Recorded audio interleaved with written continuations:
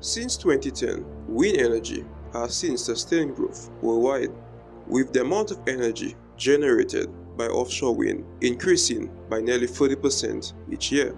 Countries around the world need to ramp up renewable energy supply quickly to meet growing demand and rapidly reduce emissions.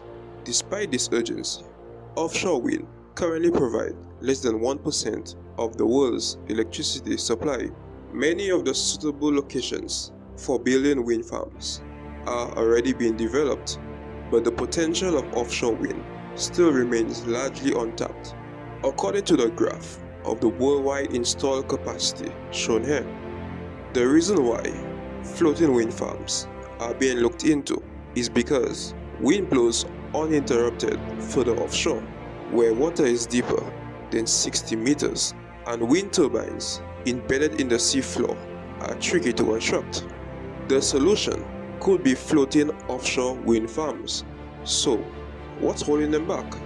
I'll get to that in a moment, but for starters, existing offshore wind turbines are attached to the seabed by a fixed foundation. These fixed bottom turbines are limited to water depths of 50 or 60 meters, but recent projects by Wind and WindFloat shows that it's possible to build floating wind turbines.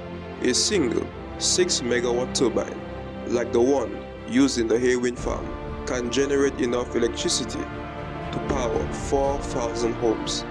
Unfortunately, while floating wind farms are possible, they are not economically feasible because doing anything offshore is incredibly expensive.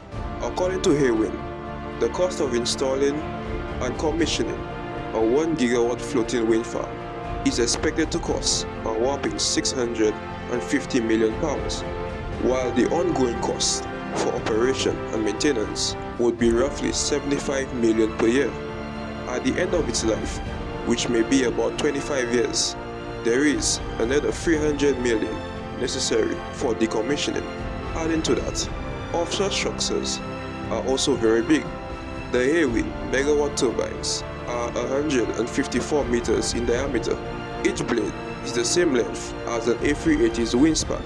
Constructing, installing, maintaining, and decommissioning infrastructure of this scale in the ocean is no trivial task. Advances in such technological innovations could tackle climate change, and investments in wind farms could help lead the world's renewable energy efforts.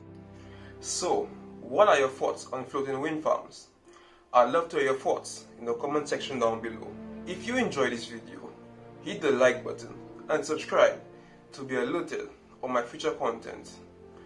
And follow me on Twitter at SERIESX. I'll see you in the next video.